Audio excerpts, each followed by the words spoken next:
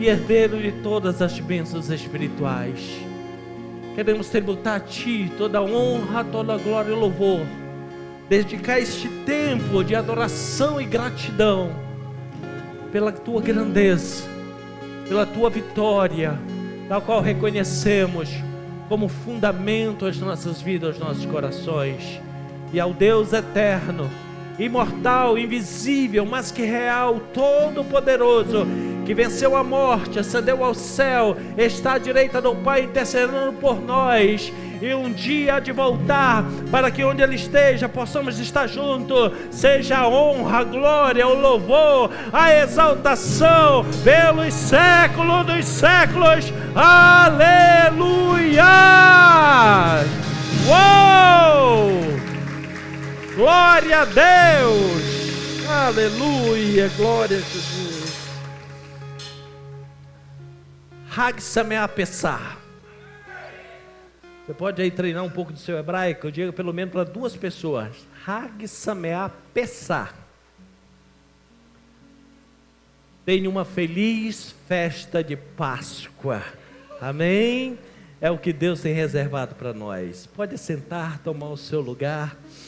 Que tempo especial, que céu de adoração que nós podemos ter neste momento na presença do Senhor. Glória a Deus pela sua vida, que escolheu estar aqui esse tempo. As crianças podem descer, ok? Para serem ministradas, amém? Tranquilas, enquanto nós vamos receber uma palavra da parte do Senhor nesta noite celebrativa, essa noite de gratidão ao nosso Deus. Queridos, estamos numa das 3 festas bíblicas. Não são festas judaicas, são festas bíblicas que estão nas Escrituras Sagradas e que o Senhor mandou que nós celebrássemos. E hoje celebramos a Páscoa. Cada uma das festas bíblicas, elas têm um cunho especial em uma das pessoas da divindade. A Páscoa, nós celebramos a vida, morte e ressurreição de Jesus. Daqui a uns 40 dias estaremos celebrando o Pentecostes, que fala do Espírito Santo, o Deus pessoal que foi dado para habitar em nossas vidas e corações. E mais ao final do ano estaremos celebrando o Tabernáculo, a festa que celebramos ao Deus Pai e profetizamos que um dia estaremos com Ele celebrando na eternidade. Mas hoje temos que falar um pouco sobre a Páscoa. A Páscoa, ela teve a sua origem no livro do Êxodo. Desde o livro do Êxodo, a Bíblia fala sobre a Páscoa. Hoje nós celebramos a nossa Páscoa, que chamamos a Páscoa cristã, mas nós precisamos conhecer a origem para entendermos o que nós estamos fazendo, porque repetimos alguma coisa só porque alguém disse que era para ser feito. Isso não é um culto racional, e a Bíblia diz que o nosso culto precisa ser racional, com entendimento pelo que nós estamos fazendo, porque senão se torna apenas religiosidade. E Deus nunca chamou ninguém para ser religioso, Deus chamou para ser filhos, e filhos precisam saber o que está acontecendo na casa de seu pai. Por isso a Páscoa, ela surge no livro de Êxodo, no capítulo de número 12. E no capítulo 12, eu quero ler os versículos 22 e 23 com você, que fala de uma ordem do Senhor para a preparação da primeira Páscoa. Diz assim a palavra do Senhor no livro do Êxodo, capítulo 12, versículos 23 e 24. Tomai um molho de isopo, molhai-o no sangue que estiver na bacia, e marcai a verga da porta, as suas ombreiras, com o sangue que estiver na bacia. Nenhum de vós saia da porta da casa até pela manhã, porque o Senhor passará para ferir os egípcios. Quando vir, porém, o sangue nas vergas e em ambos os ombreiros, passará o Senhor por aquela porta e não permitirá que o destruidor que entre em vossas casas para os ferir. Louvado seja o Senhor pela sua palavra. Queridos, a primeira Páscoa, o povo de Israel era escravo no Egito. E o Senhor agora, Ele promove um evento de libertação. Porque não tem como falar de Páscoa sem falar de libertação. Pois o maior propósito de Cristo vir na terra foi buscar salvar o que estava perdido. Foi nos libertar da escravidão do pecado. Então, quando o povo era escravo no Egito, o Senhor, na hora de tirá-los, estabeleceu que eles celebrassem a Páscoa do Senhor, a festa da libertação. E aconteceu justamente nesse texto que eu li para você. O Senhor disse para que eles pegassem um cordeiro sem mácula, sem defeito, de 1 ano de idade, e levassem para dentro das suas casas e passassem 10 dias averiguando se o animal não tinha nenhum defeito. Logo em seguida, no dia da Páscoa, eles deveriam sacrificar aquele cordeiro, e eles deveriam pegar o sangue daquele animal e não jogar fora, mas colocar em uma bacia, como o texto que eu li para você, e pegar um isopo, que era um isopo, uma espécie de espuma, e com essa espuma eles iriam passar nas vergas e nos umbrais da porta. Quando a Bíblia traz esse contexto, vergas e umbrais, o que a gente precisa entender? Vou pegar essa porta aqui, por exemplo. O Senhor disse que era para passar na verga, na parte superior, passar o sangue do cordeiro, e também para passar nos umbrais. Se isso traz alguma recordação para você, já tinha uma palavra profética. Deus estava dizendo que no futuro nós seríamos redimidos por alguém que com o seu sangue pagaria na mesma posição. Quando se passava o sangue na parte superior e nas laterais, formava uma cruz, mostrando que a nossa redenção no futuro seria através do sangue de Jesus derramado na cruz do Calvário. Por que o Senhor mandou exatamente passar o sangue nos umbrais das portas? Porque era muito comum naquela época no Egito, as pessoas marcarem em torno das suas portas, principalmente nessas 3 posições, na verga superior e nas 2 laterais, esculpir ou pintar um dos deuses que eles adoravam no Egito. Um dos deuses que era pintado lá era o próprio Faraó. O outro era um deus de devoção da casa, e o terceiro que era pintado na porta, normalmente era o deus egípcio, que aquele filho mais velho da casa era consagrado. Por isso eles colocavam as imagens desses 3 deuses, poderíamos chamar na linguagem de hoje, nos 3 santos, na porta, dizendo para quem aquela casa, e o filho mais velho da casa era consagrado. Por isso o Senhor manda pintar com sangue justamente para encobrir, para tirar. Por quê? Porque nenhum outro ser pode trazer salvação e redenção para a vida do homem. Somente o sangue de Jesus é que purifica de todo o pecado e paga o preço da nossa injustiça. Era exatamente isso que o Senhor queria mostrar. E por isso o Senhor estabelece agora que vocês vão passar o sangue, vão pegar o cordeiro, vocês vão assar, vão fazer uma ceia, vão estar comendo dentro da casa, e o Senhor irá abrindo o caminho para que na sequência venha o anjo destruidor, o mesmo que é citado no Salmo 91 como o terror noturno. E ele olhará, e das casas em que ele vê marcada pelos deuses egípcios, ele vai ver uma legalidade de entrar e reivindicar, inclusive o primogênito naquela casa, porque lá na porta dizia que eles estavam consagrando o primogênito a uma entidade. Mas nas casas em que tivessem passado o sangue do cordeiro, eles iriam observar que naquela casa, ali não tinha mais devoção a nenhum deus egípcio, mas ali estava marcado com o sangue de um cordeiro inocente derramado, e quando o anjo chegasse, ele passaria por cima. Esse é o significado da palavra Páscoa. A palavra Páscoa significa saltar ou passar por cima. Quando visse o sangue, ele não entraria, mas saltaria, passaria por cima daquela casa e procuraria uma outra casa onde não houvesse a marca do sangue do cordeiro. E assim aconteceu naquela noite.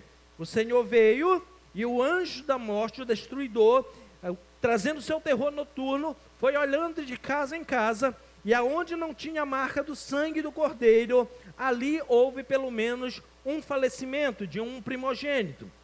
Mas nas casas que estavam marcadas pela presença do Senhor, o anjo saltou, passou por cima, porque tinham a marca do sangue. Isso nos traz um entendimento, querido, que existem níveis diferentes de compromissos que nós assumimos diante de Deus, e conforme o nível, temos uma proteção diferenciada. Quando nós entramos pelo caminho da santidade, nós somos protegidos do mundo. Quando nós aceitamos Jesus e recebemos a salvação, nós somos protegidos do inferno.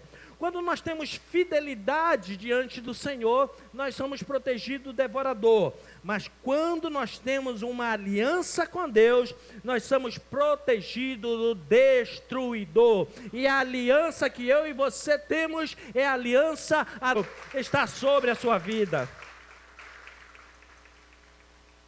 Glória a Deus. Mas o tema da nossa Páscoa esse ano é o meu Redentor vive. Qual é o tema? O meu Redentor vive. Essa frase ela ficou marcada por um homem que num dos momentos de maiores aflições da sua vida, de maior sofrimento da sua vida, ele teve a capacidade de dizer essa frase. Quando todos olhavam para ele e diziam assim, desiste, larga a mão, não tem jeito. Olha, daqui para frente só tem a morte por solução. Ele dizia assim, você fala dessa forma porque não compreende. Mas eu sei que o meu Redentor vive e por fim se levantará sobre a terra. Esse homem foi Jó. E esse texto está escrito em Jó, capítulo 19, o versículo 25, que diz assim, porque eu sei que o meu Redentor vive e por fim se levantará sobre a terra. O meu Redentor vive e é meu. Você pode dizer comigo, o meu Redentor vive e é meu. Isso faz toda uma diferença, querido. Porque se Jesus como Redentor tivesse apenas vivo, ele teria, vamos dizer assim, um propósito específico de redenção, do qual tem e está aberto a todos. Mas é necessário que eu e você queiramos ser redimidos. Por isso não basta dizer que Jesus é o Redentor, tem que dizer que Ele é o Redentor, e não é qualquer Redentor, Ele é o meu Redentor. Porque no Brasil nós temos Redentor, na cidade mais famosa do nosso país, com os braços abertos. E de nada adianta as pessoas não tomarem posse para ser Redentor. Não é à toa que é a cidade mais violenta que nós temos no país, dominada pelo tráfico de entorpecente, dominada por facção criminosa, e o seu maior símbolo é um Cristo Redentor. Mas de nada adianta ele estar lá como uma imagem de Redentor se alguém não tiver inteligência de dizer que Cristo é o meu Redentor. Se outro não quiser, não tem problema, mas eu quero e Ele é o meu Redentor. Por isso, nós precisamos ter esse entendimento, que Cristo não é apenas o Redentor, Ele precisa ser algo pessoal, ter uma convivência pessoal conosco, do qual nós possamos chamar de meu Redentor. Ele diz neste texto, quanto a mim, eu sei por certo que o meu Redentor vive. O segredo não está, querido, no que você já passou, mas sim no que você concluiu. Vou repetir. O segredo não está naquilo que você já passou, mas naquilo que concluiu da vida. Porque campeões são finalizadores. E a Bíblia diz que no céu não tem lugar para desistente. Deus não tem prazer na alma do desistente, mas daquele que persevera até o fim. Como nós vimos na ministração inicial, no mundo nós temos muitas aflições. Nós iremos passar por elas. Jesus não enganou ninguém. Inclusive até as pessoas, por falta de entendimento na Bíblia, falam algo que não está nem todo na Bíblia. Chegam a dizer assim, porque Jesus disse, no mundo tereis aflições, tende bom ânimo, eu venci o mundo e você também vencerá. Só que a última frase não está na Bíblia. O texto é, no mundo tereis aflições, tende bom ânimo, eu venci o mundo, ponto. Essa parte final, inventaram. Mas está errado, pastor, se olhar no contexto da Bíblia, está. O que é que a gente precisa entender com isso? Que Jesus ele não enganou ninguém, ele dizendo assim, ó, no mundo vocês vão ter aflições. Porque nem eu, como Deus, fui poupado de ter aflições. Mas tenha bom ânimo. Você não está só. Você não está desamparado. Você não está largado neste mundo. Tem alguém do seu lado para fazer você concluir a carreira, completar a carreira e guardar a fé. Sim, querido, nós vamos passar por adversidades. Elas vão chegar para todos nós, como chegou para Jó. mas ele não focalizou na dor. Isso é que é o importante. Como uma pessoa se torna vencedora diante de todas as adversidades que ela passa no mundo? A grande chave é: não foque na dor. Não foque na dor, mas no que aquela dor pode te ensinar. Aí você pode dizer assim: pastor, é muito fácil dizer um negócio desse se você não estiver passando a dor. Querido, conta a tua história que eu vou contar a minha. Você conta a sua dor, eu conto a minha, porque todos nós temos uma dor. Todos nós passamos por lutas, por aflições. O grande problema é que o ser humano se perde é quando ele foca na dor. Passando por uma luta, por uma adversidade, ele foca na dor. Vamos usar aqui um exemplo. Alguém passando por um problema de endividamento. Se o indivíduo focar naquele endividamento, ele não consegue sequer sair do endividamento.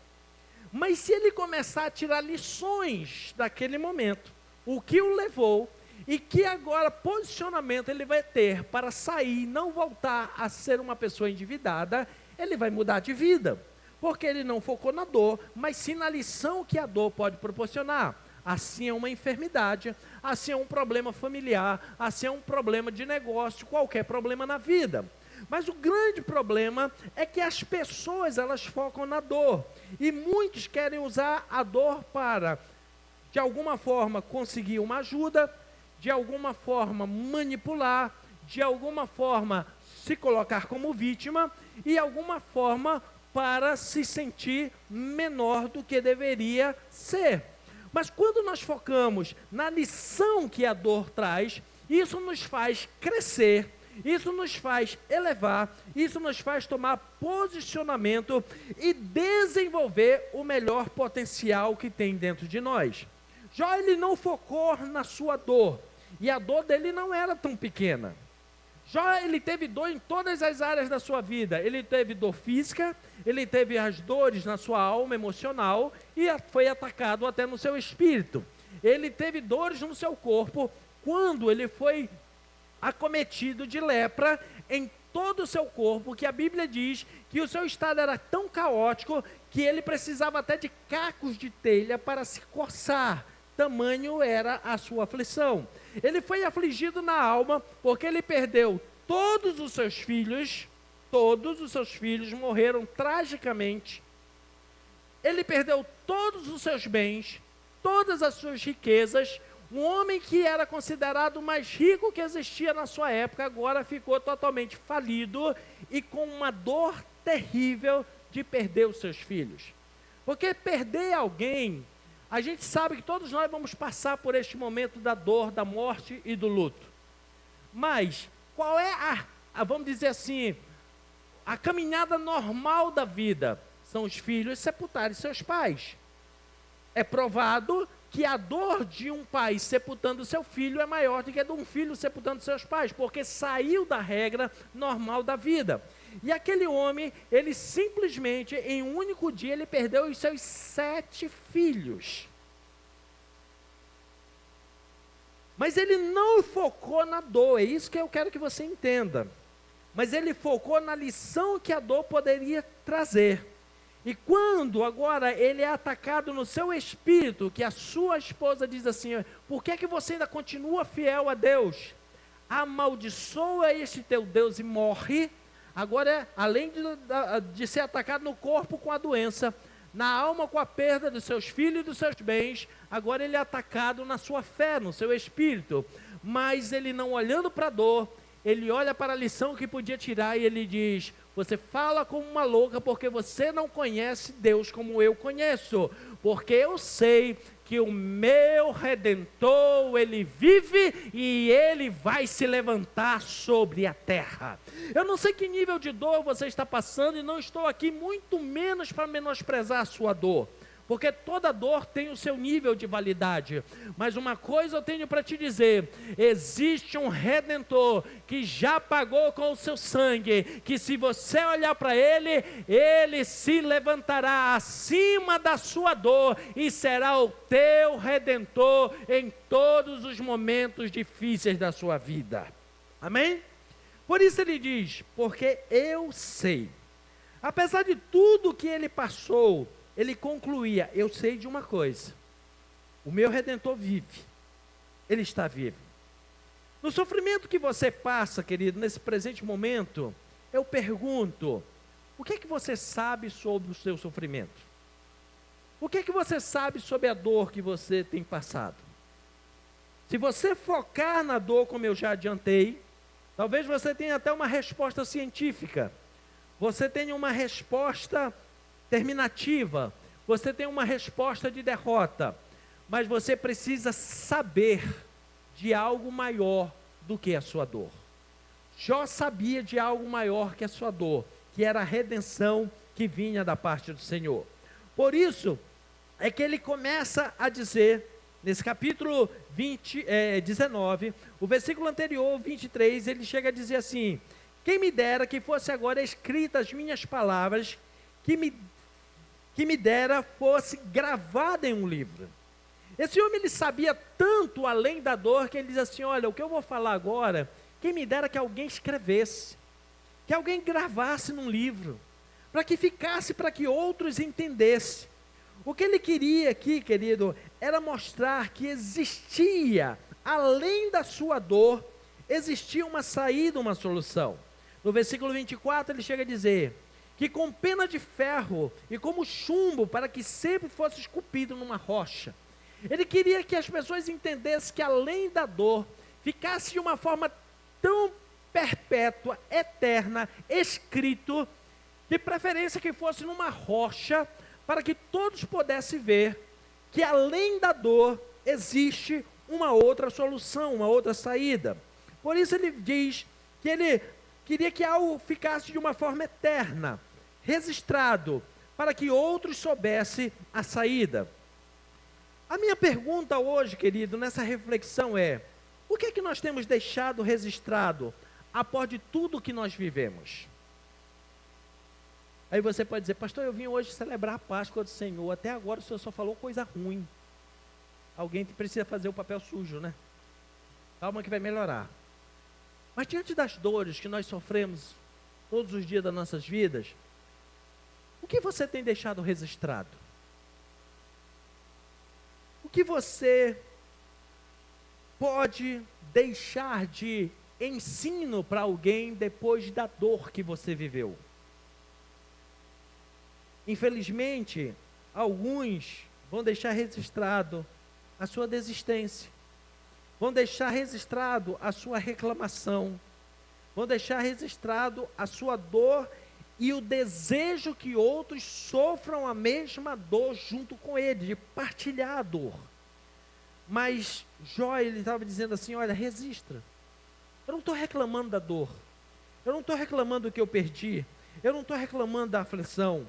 Eu quero que você aprenda uma coisa: em toda dor que você passar, existe um Redentor que está vivo e ele pode te levantar.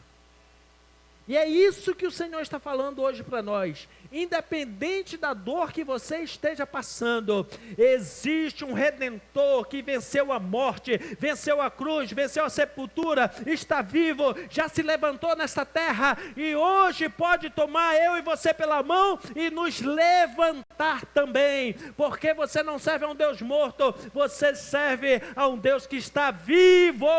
O nosso Redentor está vivo, meu irmão. Sepultura é algo que todo ser na terra terá. Ruim ouvir isso, né? Todo homem famoso na terra teve uma sepultura. Todos. Inclusive muitos são reverenciados os locais das suas sepulturas. Pessoas vão visitar os seus túmulos. Só teve uma sepultura que foi diferente. Que essa, quando você for comigo lá em Jerusalém, eu vou levar você. E apesar dos brasileiros já terem feito uma feiura lá, você não vai poder ler mais uma placa que tinha lá. Mas eu vou mostrar para você onde tinha uma placa. Que estava escrito assim: ele não está mais aqui. Ele ressuscitou. Aleluia!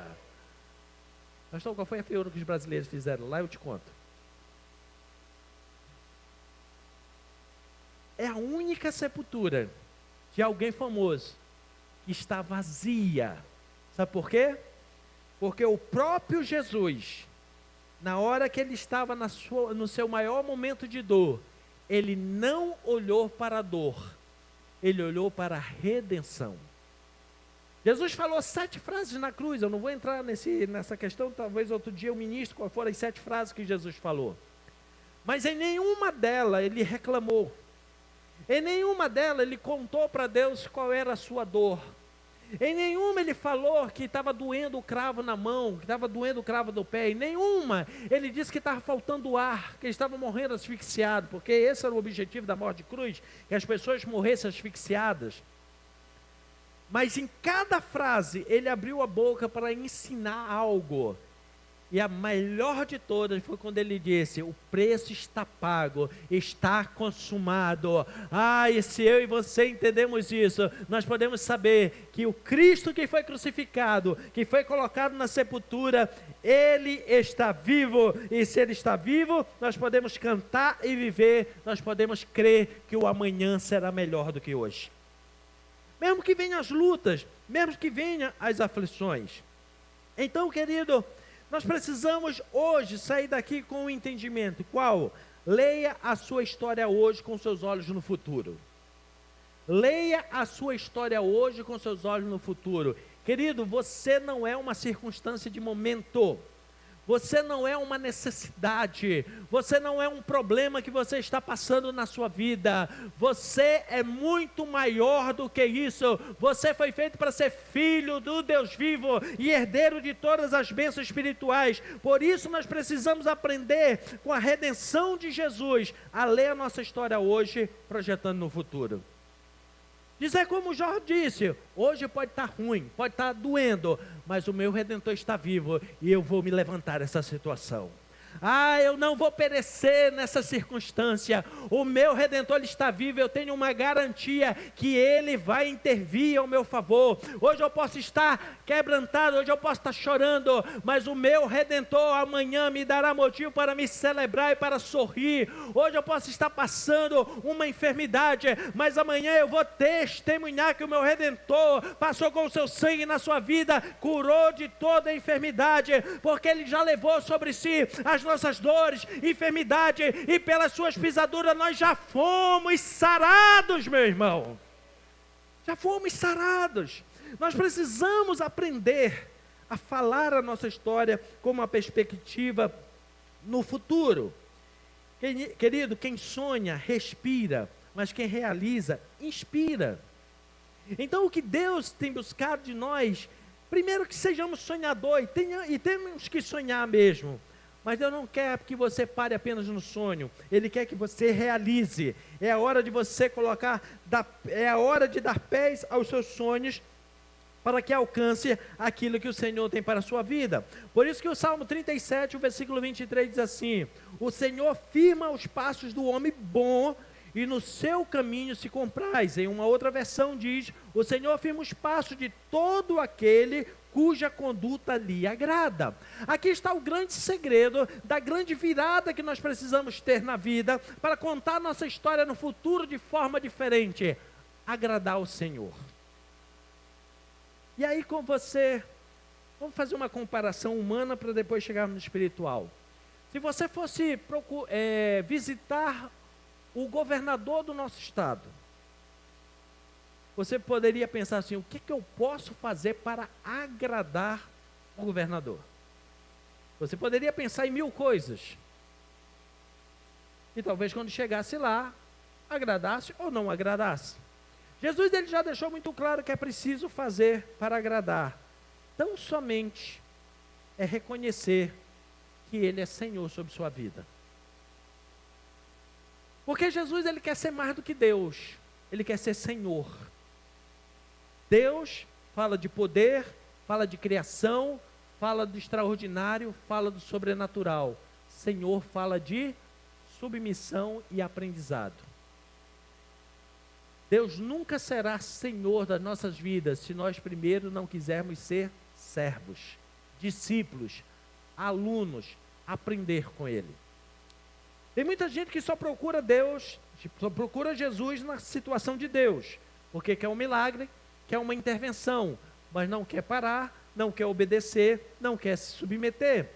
Então você pode chamar Jesus de Deus do jeito que você quiser, está tudo certo. Mas você só pode chamar de Senhor quando você submete a aprender com Ele. Por isso que o chamado dele foi: aprendei de mim que sou manso e humilde de coração, porque tem um resultado: achareis descanso para a sua alma.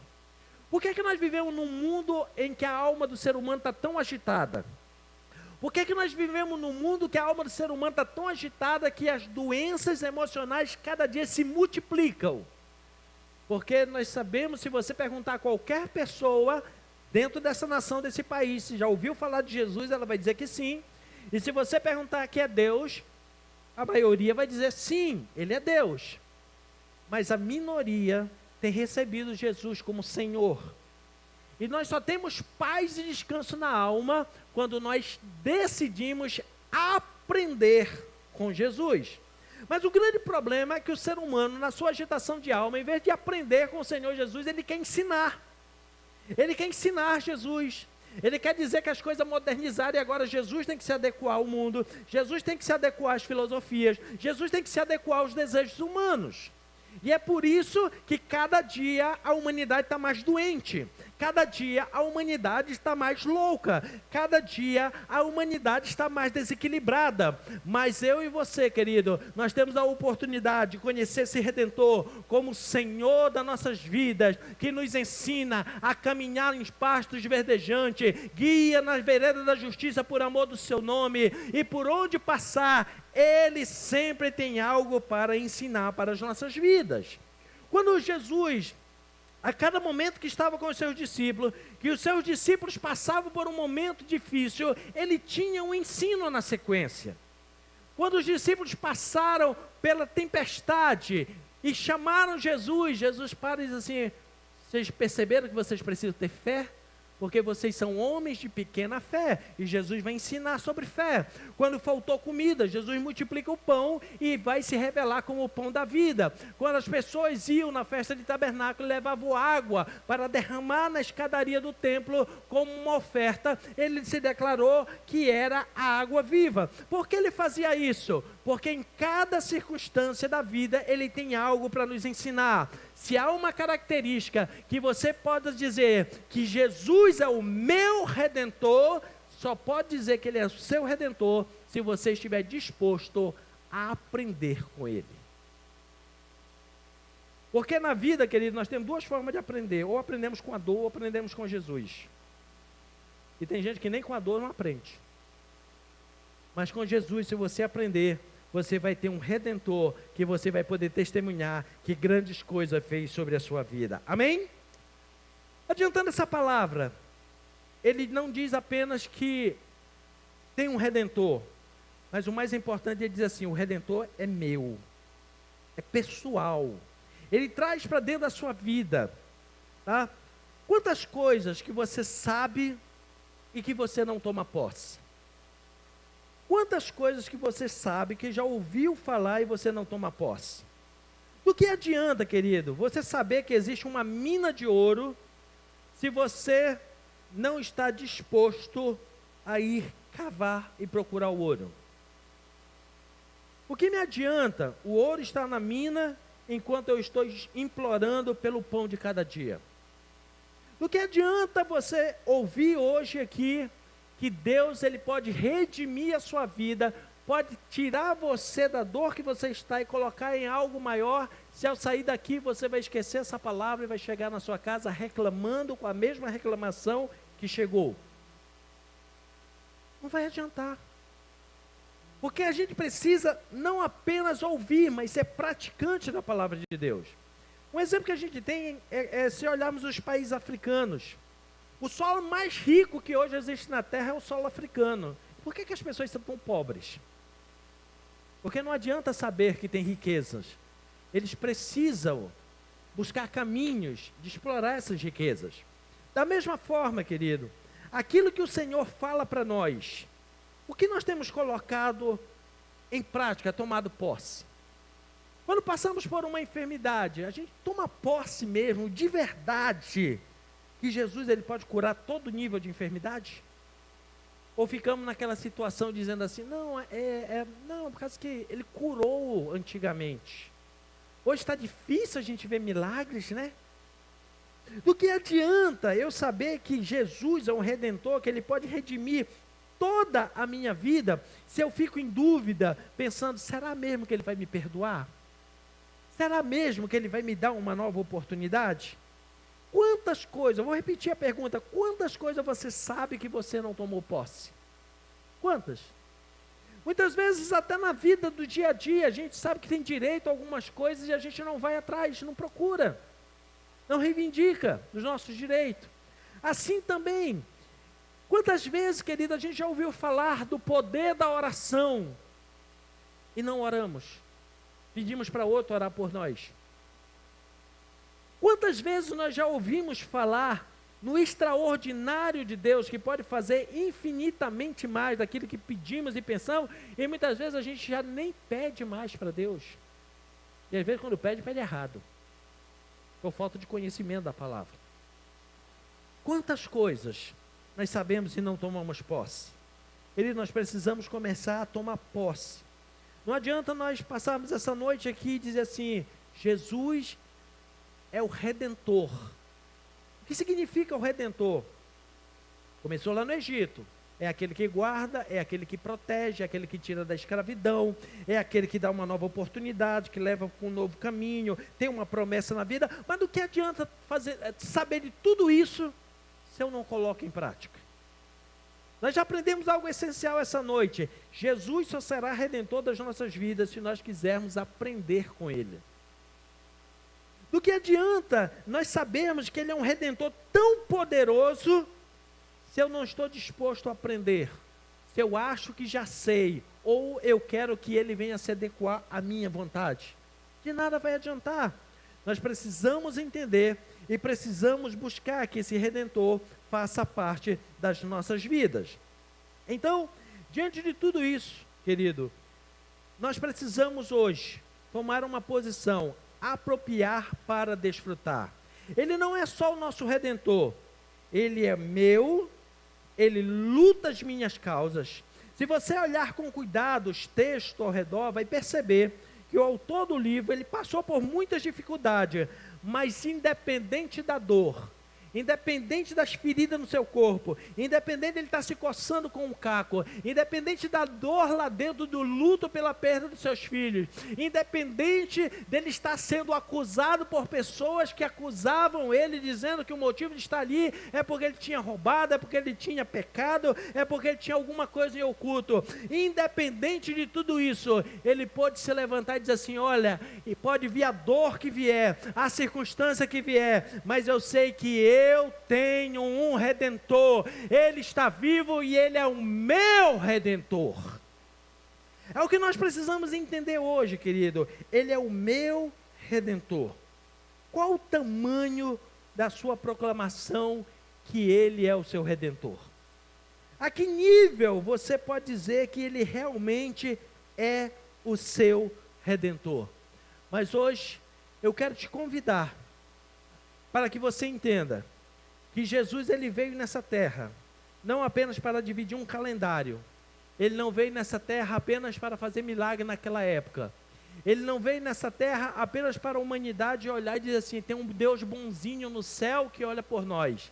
Ele veio para ser o nosso Redentor, aquele que nos liberta, que nos redime, que tem uma promessa conosco, que um dia Ele voltará e nos levará para estarmos com Ele de eternidade em eternidade. O grande detalhe é, você quer, a partir de hoje, entender que Jesus é apenas Deus que pode intervir na sua vida, ou você deseja que Ele seja o seu Redentor, aquele que vai te ensinar a caminhar, vencer nessa terra e por fim chegar na vida eterna? Qual a nossa decisão hoje? Eu fico com a de Jó, que fica escrito em pedras, com pincéis de chumbo, para que as gerações futuras saibam que existe um Redentor. Ele é o meu Redentor e por fim se levantará nessa terra. Que seja também hoje essa decisão da sua vida, de entender que existe um Redentor que quer fazer algo extraordinário comigo e com você. Eu quero finalizar essa palavra convidando você a ficar em pé, para nós agradecermos a esse Redentor. A minha pergunta é: qual o tamanho de Cristo como seu Redentor? Você espera que Ele seja um Redentor apenas para resolver seus problemas? Ou para direcionar a sua alma?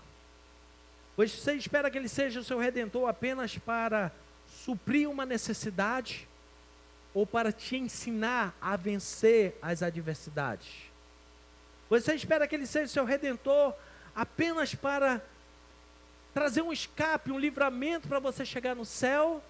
Ou para você ter comunhão com Ele? Você espera que Ele seja o seu Redentor apenas para te livrar de um perigo? Ou para te ensinar os caminhos em que você deve andar?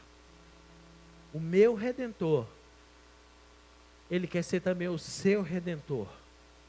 E qual o tamanho do nosso Redentor? Enquanto nós vamos ser ministrados nessa hora, eu queria convidar você a adentrar diante do Senhor Jesus. E de uma forma muito sincera, você fazer uma avaliação. Como Cristo tem sido Redentor da sua vida? Ele é o Redentor que pode te corrigir, que pode te ensinar o caminho, que pode te contrariar. Porque Jesus, quando Ele veio na terra, Ele contrariou muita gente. Teve um dia que Ele pregou e as pessoas não gostaram e foram embora. E Ele falou para os discípulos: vocês também não querem ir? E os discípulos disseram: para onde iremos nós se só o Senhor tem a palavra de vida eterna? Você quer um Redentor que te corrige, um Redentor que te ensina o caminho, mas que Ele te levanta? Ou você quer um Redentor apenas para suprir a sua necessidade e depois você não ter nenhum compromisso com Ele? O Redentor Jesus, Ele não quer passar pela sua vida, Ele quer morar no seu coração. O Redentor Jesus, Ele não quer apenas te livrar de um problema, de uma dificuldade, Ele quer te fazer um vencedor e um testemunho vivo na terra. O Redentor Jesus, Ele não quer tão somente ser reconhecido uma vez por ano numa celebração de Páscoa. Ele quer morar todos os dias no seu coração e todos os dias habitar dentro da tua casa. O Redentor Jesus, Ele não quer sentar apenas hoje numa ceia junto com você, mas Ele quer ceiar todos os dias na mesa da sua casa. O Redentor Jesus, Ele não quer tão somente que falar com você uma vez na semana quando você vem na igreja ouvir uma palavra, mas Ele quer ter um diálogo pessoal com você, aonde você estiver, Ele pode falar com você, você vai ouvir a sua voz, você vai falar com Ele, vai estreitar, e aí você, a partir daí não vai dizer, porque tem um Redentor que salva, tem um Redentor que liberta, mas você vai poder dizer, o meu Redentor salva, o meu Redentor liberta, o meu Redentor transforma, o meu Redentor está vivo, e a luta, a dificuldade, a dor que eu estou passando hoje, não dá para comparar com o tamanho do seu poder, porque eu sei que o meu Redentor vive, e Ele vai se levantar nessa terra, e quando Ele se levantar, Ele vai me tomar pelas mãos, e vai também me levantar. Você deseja que Ele seja o seu Redentor nessa circunstância? Se você deseja que Ele seja o seu Redentor, eu quero fazer um ato profético com você. Numa forma progressiva, nós vamos dizer, o meu Redentor. Se você quer um Redentor lá embaixo, só para resolver problema, você pode ficar na primeira proclamação, meu Redentor. Se você quer um Redentor que pode adentrar a tua vida para te ensinar, você vai repetir pela segunda vez. Agora, se você quer um redentor que tome o controle da sua vida e te conduza dentro do plano e projeto dele, você vai dizer bem forte, na terceira vez, que ele é o seu redentor. Como é que vai funcionar? Nós vamos dizer, o meu e o meu redentor. Vamos lá, vamos ensaiar? Diga comigo, o meu.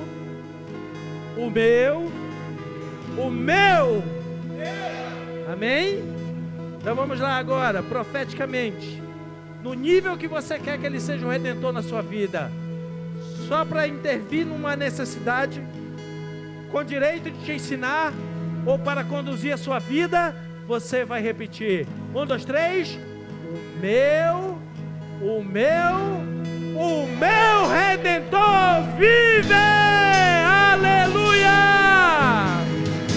celebre o redentor que vive, aleluia.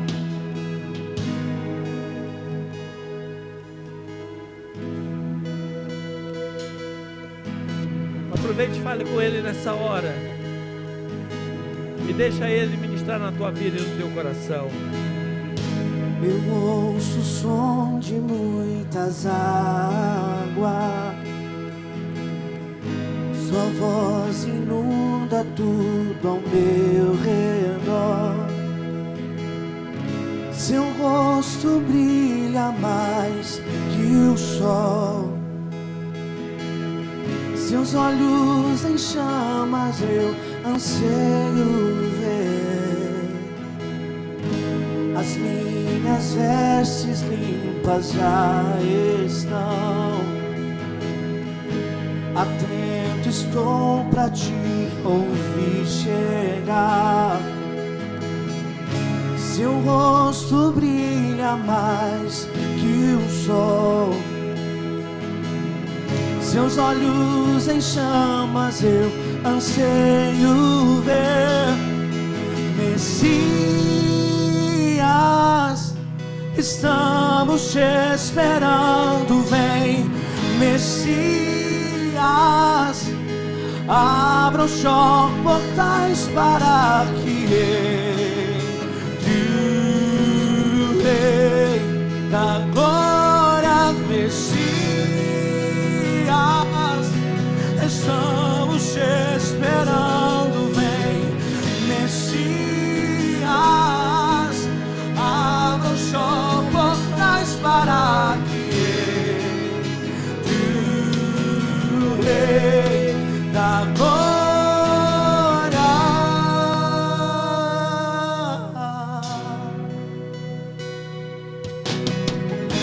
As minhas vestes limpas já estão,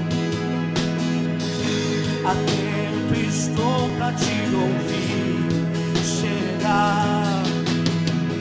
Seu rosto brilha mais que o sol, seus olhos em chamas eu anseio ver. Messias, estamos te esperando, vem. Messias, abra os portais para que o Rei da glória, Messias, estamos te esperando, vem.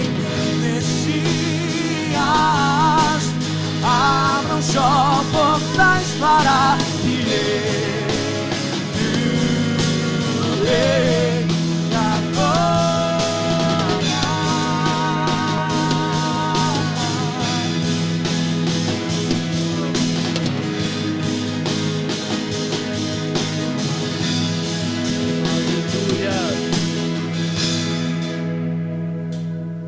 Debaixo desse céu de adoração ao Messias, ao Redentor, se essa palavra hoje chegou ao teu coração e você entendeu que você precisa ter Jesus no seu coração, não apenas como o o Deus que um dia os seus pais falaram, ou que você ouviu falar, mas que precisa dele para ser o seu Deus pessoal, para ser o seu Redentor pessoal. Ele mesmo nos ensinou que para isso ser uma realidade, nós precisamos entregar o nosso caminho ao Senhor, confiar nele. Ele tem um chamado que ele diz assim: se você está cansado, oprimido, sobrecarregado, venha após mim, eu aliviarei. Vamos trocar a carga, o jugo, porque o meu jugo é suave, leve e traz descanso para a alma. Ele se torna Redentor e Messias quando nós nos rendemos a Ele, aceitamos como Senhor e Salvador das nossas vidas, como Mestre por excelência. E essa noite é uma noite apropriada, numa noite de celebração de Páscoa, uma noite de redenção, de tomarmos essa decisão de dizer: eu quero receber Jesus no meu coração, para não ser apenas um Deus que eu ouvi falar, mas para ser o meu Redentor. Eu quero ter uma aliança com Ele a partir de hoje. Talvez você já teve uma decisão lá no passado, mas você sente esse desejo, essa necessidade hoje de refazer uma aliança, para dizer: a partir de hoje, Ele é o meu Redentor, Ele é o meu Redentor. Se você quiser tomar essa decisão, eu gostaria de orar por você, gostaria de ministrar uma palavra de Deus sobre a sua vida hoje. A palavra do Senhor disse: hoje ouvides a voz do Senhor, não endureça seu coração. É tempo de regressar, é tempo de retornar, é tempo de fazer do Senhor o Redentor definitivo da sua vida. E se você quiser tomar essa decisão, enquanto nós adoramos o Senhor, você vem ao altar, nós vamos orar por você, nós vamos estar sobre a sua vida, porque Deus, a partir de hoje, Ele quer escrever uma nova história, como Messias, como Redentor na sua vida, de um novo tempo, de uma nova história, de um novo contexto. Se você quer tomar essa decisão, venha, venha, venha. Hoje é dia aceitável, hoje é dia que o Redentor quer fazer a diferença em sua vida. Aleluia! Somos teu povo, te esperamos, que vem aos céus, te desejamos. Somos teu povo, te esperamos, que vem aos céus, te desejamos. Somos teu povo, te esperamos, Messias. Estamos te esperando, vem, Messias. Abra só portais para que entre o Rei da glória, Messias. Estamos te esperando, vem, Messias. Abra só portais para que entre o Rei da glória.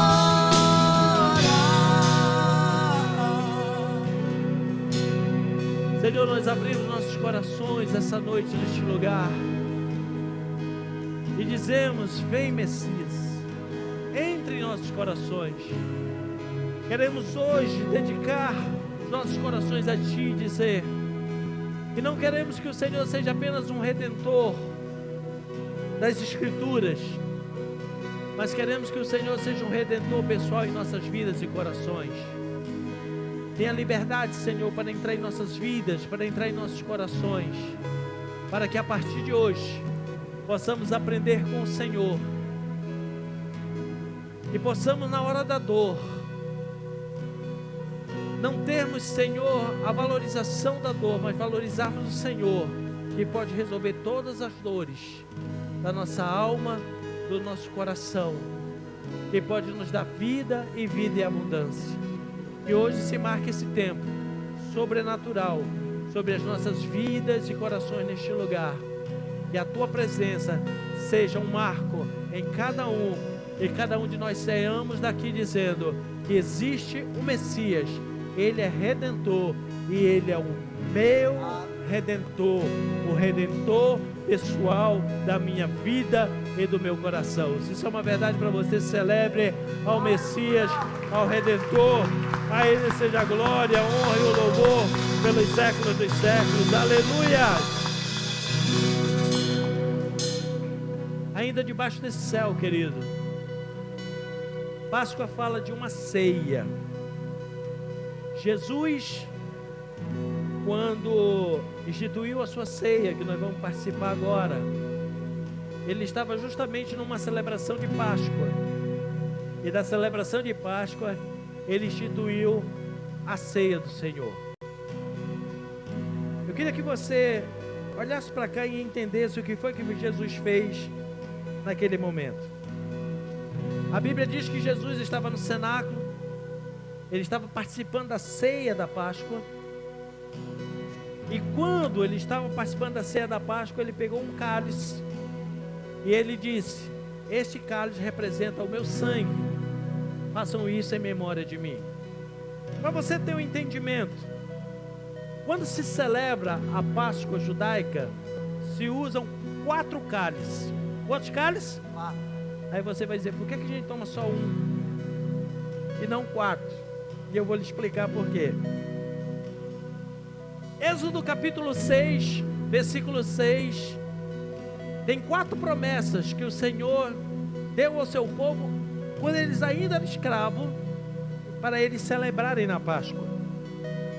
E Êxodo capítulo 6, versículo 6, se puder colocar na tela, diz assim: portanto, diz aos filhos de Israel: eu sou o Senhor, e vos tirarei de debaixo das cargas do Egito, e vos livrarei da servidão, vos resgatarei com um braço estendido e com grande manifestação de julgamento. Tomai-vos-ei por meu povo e serei vosso Deus, e sabereis que eu sou o Senhor vosso Deus, que vos tirou de debaixo das cargas do Egito. É por causa desse texto que se celebrava a Páscoa tomando 4 cálices, porque dentro desse texto tem 4 promessas. Cada um desses cálices, baseado nessas promessas, tem um nome. O primeiro cálice é chamado o cálice da santificação. Esse é o primeiro cálice. E aonde está no texto? Quando o Senhor se apresenta e diz assim: eu sou o Senhor. O Senhor, Ele é santo, diz na sua palavra. Então, quando alguém ia participar da Páscoa judaica, ele primeiro avaliava a sua vida, ele primeiro se consertava com o Senhor para ir participar. E antes da refeição, ele tomava o primeiro cálice, que era o cálice da santificação. Durante o procedimento da Páscoa, ele ia tomando o segundo cálice, que é o cálice da libertação, porque o texto diz que eu vos livrarei da escravidão. Então eles tomavam o segundo cálice. Quando terminava a refeição, eles tomavam o terceiro cálice, justamente quando diz assim: vos resgatarei com braços estendidos e com grande manifestação de julgamento. E quando terminavam, eles não tomavam o quarto cálice, porque esse cálice é o cálice da consumação, o cálice do reino, o cálice que nós vamos tomar na eternidade, quando a igreja foi arrebatada e estiver com o Senhor nos céus. Por isso que o versículo termina dizendo: tornar-vos-ei meu povo e serei o vosso Deus. Jesus estava ali participando da Páscoa, e ele começou tomando o primeiro cálice, o cálice da santificação. Durante a Páscoa, ele tomou o segundo cálice, o da libertação. E o texto que nós lemos na ceia diz: e havendo Jesus ceiado, ou seja, terminado a sua refeição, ele pegou o terceiro cálice e disse: esse é o cálice da nova aliança do meu sangue, é o cálice da redenção, façam isso em memória de mim, porque todas as vezes que vocês comerem o pão e beberem do cálice, vocês estarão anunciando a morte do Senhor até que Ele venha. E vós não ceareis comigo, até que na eternidade nós estaremos ceando. Aleluia, louvado seja o Senhor. Hoje Eu e você, ao participarmos da ceia do Senhor, nós estaremos tomando o terceiro cálice. Toda vez que você participa da ceia do Senhor, você está tomando o cálice da redenção. O cálice da... Só para guardar. Primeiro cálice, diga comigo, santificação. Segundo cálice, diga libertação. Terceiro cálice, redenção. E o quarto cálice, o cálice da consumação ou do reino. Esse aqui nós vamos tomar com o Senhor lá na eternidade. Hoje eu quero te convidar para tomar o cálice da redenção. O Redentor que hoje quer ser o seu Redentor pessoal, Ele morreu e deixou um memorial. Tome o cálice da redenção até que Ele venha. Então você vai receber agora do cálice da redenção, vai receber do pão e depois, por que é que nós comemos o pão antes? Porque só depois de haver ceado, comido, é que você pode tomar o cálice da redenção e dizer: eu tenho um Redentor e no futuro eu estarei ceando com Ele na eternidade. Isso faz sentido para você, meu irmão? O teu Redentor está vivo e você pode ceiar e ter uma aliança com Ele. Celebre a Ele, aleluia! Glória a Deus! Então, enquanto nós adoramos, receba o